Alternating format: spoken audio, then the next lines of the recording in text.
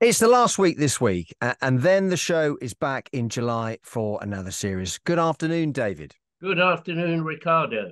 Okay. Congratulations, by the way, on the show. It's going really well, isn't it? It's going down great. Well, thank you very much. Yes, it's not going too bad. It's a difficult sort of show to get off the ground, I thought. But yes, the word of mouth, which is, people talking to each other, which is quite nice these days, talking nice things to each other. And I'd like to say that about you, but, you don't fit that profile sometimes. But no, the show's doing well, and Jay and I are really having fun and enjoying each other's company, which I think is part and parcel of why it's working, I think. Yeah. I mean, it's a proper bromance, which we'll get onto. And it really looks like you're enjoying it as well. What do you enjoy about making it? Because it's very different for you, isn't it? It's a different kind of skill for you as well. Yes, that's very true. This is not my normal way of earning a living, if you like. It's usually very scripted, and you work to a format. This is very loose.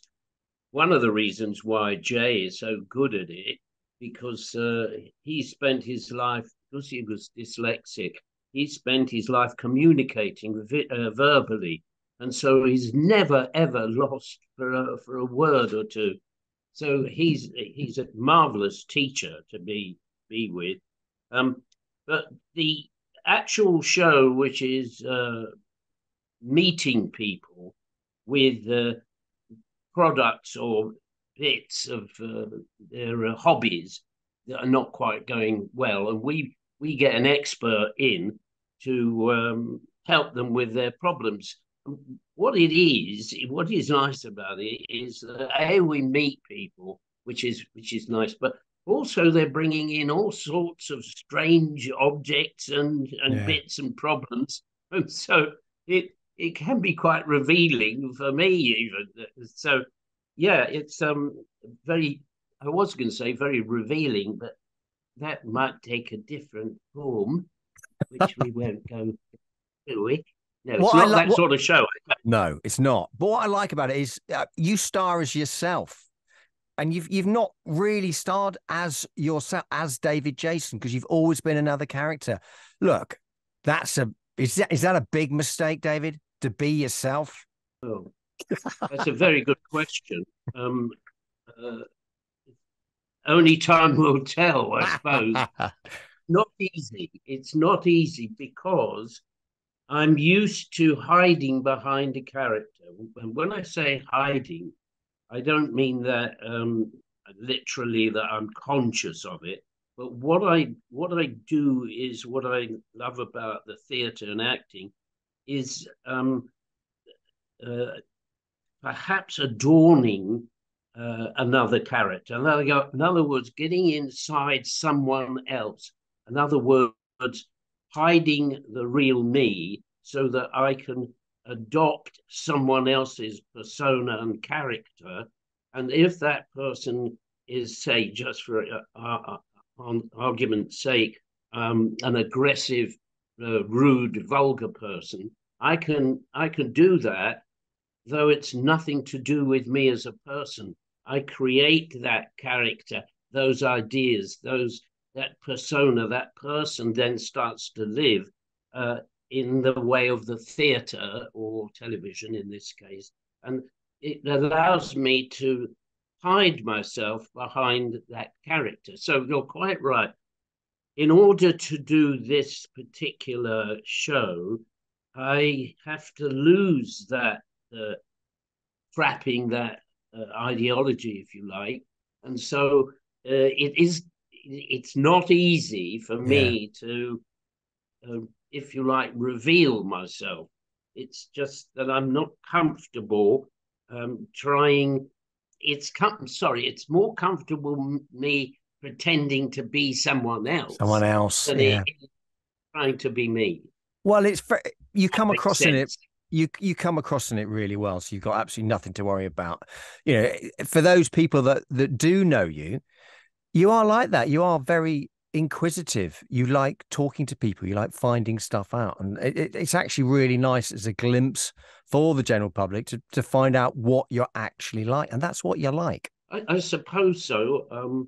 Again, it's difficult for me to discuss things about me because I tend to like to be rather private, if you see what I mean.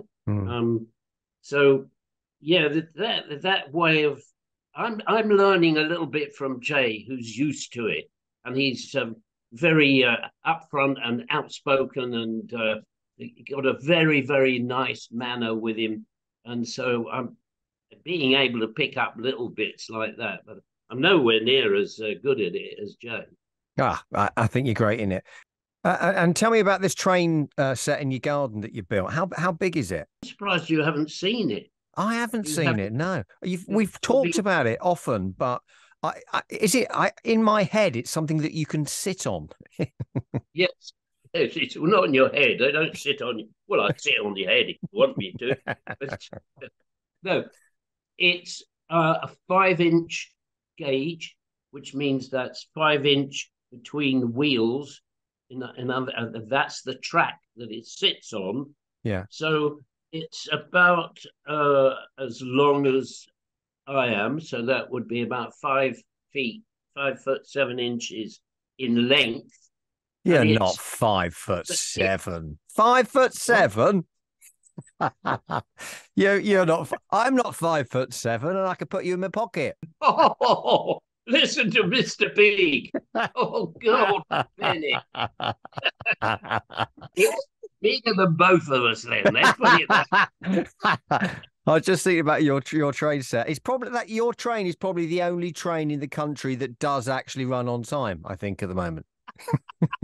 Oh, yeah, that's a bit touchy at the moment, isn't it? Yeah, you're quite right, though. And it is more reliable because it's all steam. You have to fire it up, and all this electric nonsense. Forget all that. It's the real deal. Yeah. So anyway, you buy it as a kit, and it comes. I think it was Japan, and you then take it all, undo the bits, and you start and you bolt together slowly over time. You build it from this kit, and it's fascinating. Then it's great. So I built 2 of those. So I've got 2 of those, and I'm in the process. But when the weather gets a bit less inclement, I will get the other one fired up. But not only can I sit on it, and if you were very, very friendly with me, you would sit behind me and hang on. Would I spoon? Would I spoon? Is that how it works? You'd spoon with me, so I wouldn't encourage that. So if you're a young lady, I probably would. So, no spooning. No spooning. Yeah. Yes, please stop that. Stop and control yourself, please. And there's a carriage that you can sit on as well that you join up, and that takes 2 at a push. It'll take 3 people. So it's quite powerful. Yeah, so good fun. Good fun. I think that will come as a real surprise to lots of people that you're doing this show and that you are interested and handy and a tinkerer, and this is a perfect vehicle, isn't it? This is a perfect vehicle for you as well to do this kind of show. I want to get onto your kind of bromance with Jay, because that is also another reason why the success is going down so well, I think. What's he like to work with? It looks like you just have lots of fun. Well, basically, you're right. That's it. The thing about Jay is, I put it, that what you see is what you get. So in other words, what comes across on the television screen is him in real life, except he's got a rather easy sense of humor. It's quite easy to get him laughing, which is a great joy for me, because off camera mainly, I'm always winding him up or finding silly things to do to get him going. So because of that, he's very nice, really, really nice guy to work with and be with. His company is really good, really nice. Yeah.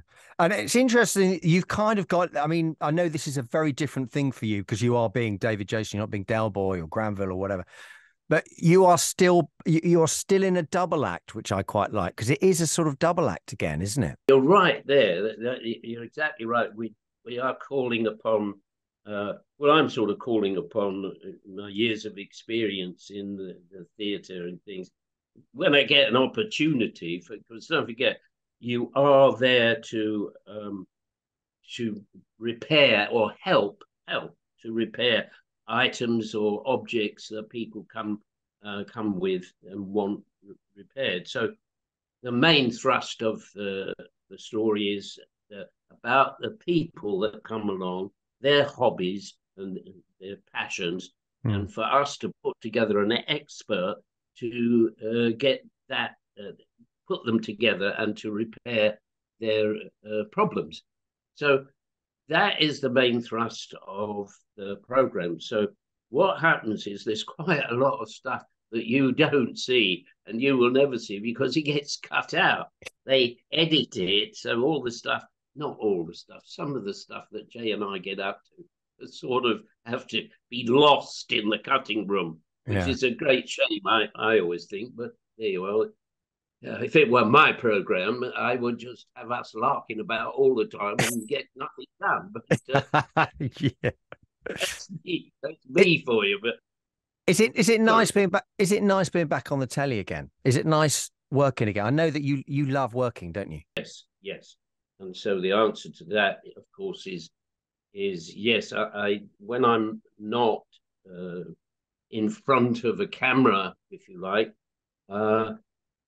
I get sort of lost quite easily because if you think for a moment that I've spent the last 30 odd years working in front of a camera, and before that I was on stage and traveling the countryside or doing summer seasons.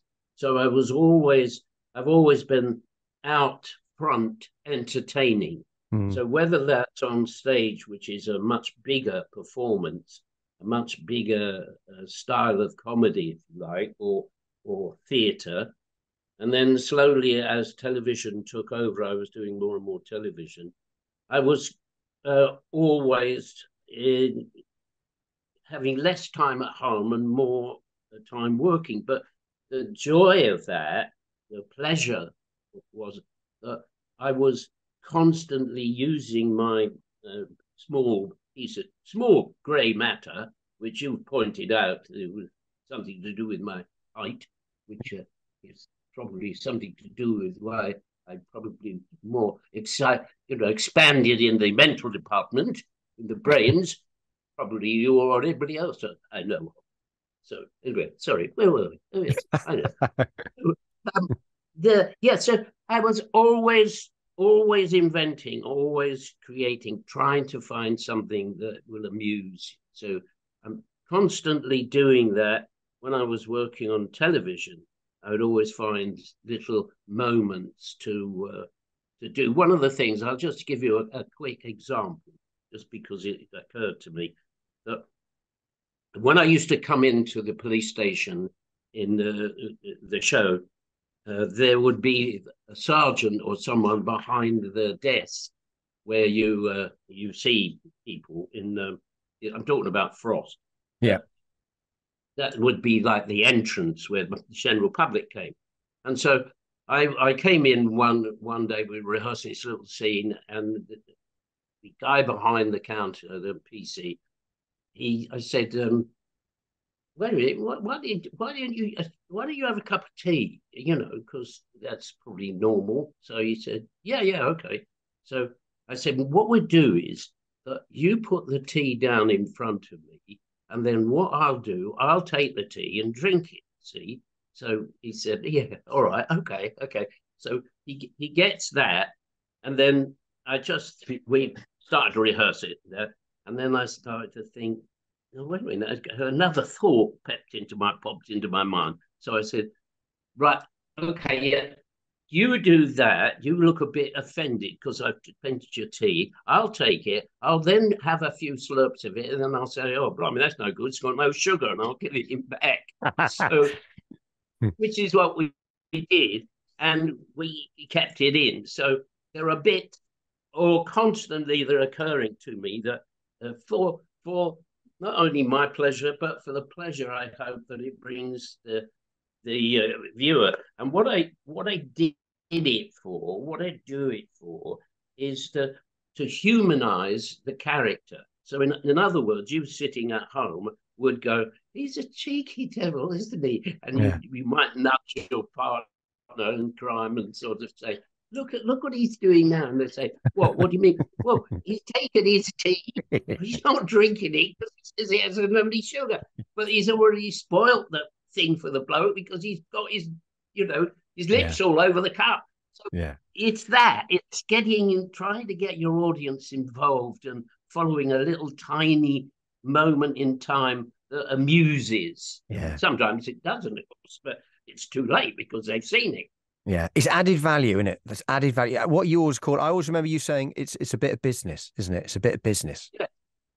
Yeah, you're absolutely right, and it's a bit of business that I've spent my entire life with, and I learned all that by doing it every single night, one thing after another. Not only, mainly what it is when you're on stage and you're doing the same show every night, you start to think that, especially in comedy, and in comedy you have waves, you have a pattern, a construction of, you feed the moment here, and then you pay it off later.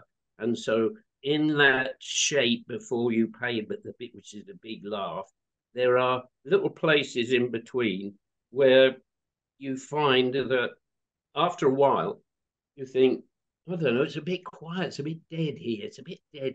It's the audience, we need to stimulate the audience a little bit. So I was constantly on the lookout for little bits and stuff that would entertain the audience before the big laughs come in. Yeah. Of course.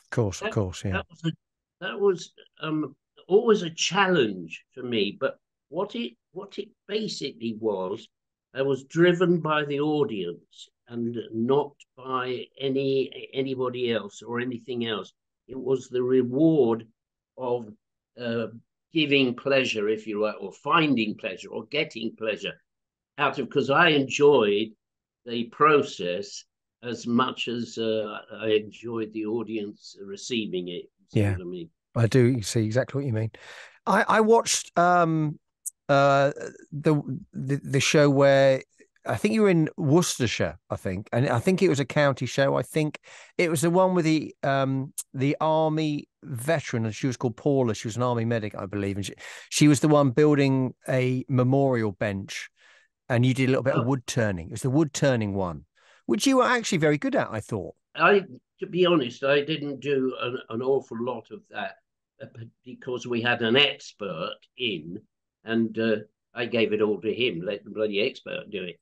But she was a very interesting lady, and I admired her tremendously because what she wanted to build that bench for her the people that in her care, if you like, for them to be able to enjoy the view. Because I think that we did have a shot of them actually sitting on the bench looking out across the fields and things. So again, what was really nice about that and about her was that she was doing it not for herself. She was doing it for someone else, for others. And I just love that aspect of her character. Yeah. I know how hard it is, and we've talked about this before, how hard it is for you to go. I mean, you traveled around, you went to all these fairs and shows and all this, and I know that it is exhausting having to be you, having to, that level of fame and celebrity is exhausting for you. How was that, being in shows and stuff? You go to pubs, you go to restaurants, it's everything stops, doesn't it? Because it's just like, oh, it's Del Boy, and it's really hard for you to have a normal kind of experience in those kind of places. So when you go to these kind of shows and stuff, was that a nice experience for you? Did you kind of like put on your I'm Del Boy kind of cloak? Do you know what I mean? Because it's different, isn't it, when you go to a place like that for you? Yes, you're right. But by and large, I avoid the character of Del Boy as much as I can, because it is a character that I can't avoid, because he's become so ingrained in the public's mind that you're quite right that wherever I go, I tend to I tend to be recognized. And then what happens is people can't help but interfere with your private life, if you like, if you see what I mean. Yeah. But in the when we go to these places, what does happen, which we have to have, is a fenced off area. So we're in a little area of our own, and then it's fenced off so that the public can see us and see what we're up to and all of that. But they can't actually get in and sort of pull at your shirt tails and sort of say, yeah, give us a selfie, So, but when you're out, you're quite right. So that part of the job is part of the job. If that it's Sure. We have a hotel or a small hotel or whatever it is where we stay whilst we're filming, and that means that we just keep ourselves to ourselves. Like Jay and I will have a small table of an evening, and in the hotel that we are staying in, and they're very, very good, very nice people where we stay, and they look after us and keep us quietly in a corner. And we don't have very much time off, because your hours are long. You have to get up quite early in the morning, and by the time you get back to the hotel, you don't really want to go out and be interfered with or be at the public's wish. So the time is that you never go anywhere, you never do anything.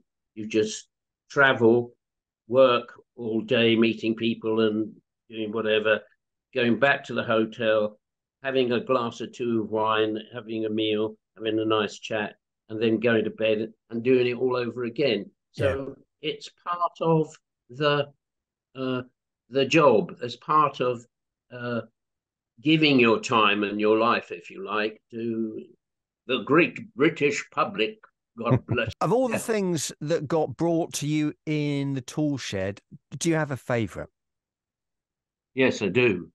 It's one that I really lusted after, and I never got back to the lady in question, because time slips by. But what it was, she was the glass blower. She was that one. I saw that one. Was it the dragon? Yeah. Was it the dragon? The thing about the dragon was, because I'm half Welsh, and that's part of our flag, is the Dragon of Wales, which I'm very proud of, you'll see for you. But what she did was, because she worked a very, very clever technical job, she built glass tubes for science, for all those science things that they do. And anyway, her hobby would be surprised to find out, was blowing more glass, which was a bit of a surprise. But she did this, she created this glass dragon, which was about a foot, 18 inches high. But what it was hollow. And what she'd done was she'd put it in a gas.